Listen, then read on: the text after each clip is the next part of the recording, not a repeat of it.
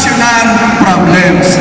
Ganyan po ang ginagawa ng mga DSW, BNS, lahat po ng mga barangay kagawad. Pinakikita po natin na meron tayong solusyon sa ating lugar.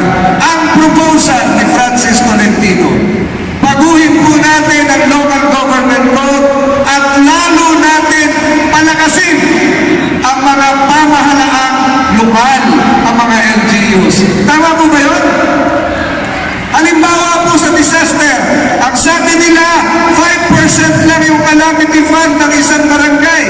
Maliit nga naman pag bumagyo, pag nagkaroon ng baha.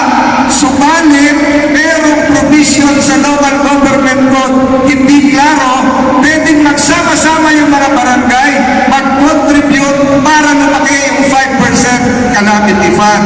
Pag nanalo po ako, Senador, sisiguraduhin ko yung 5% calamity fund, 50% na yung calamity fund. Ang hina ng palakpak nyo. Ang gagawin po natin, ibibigay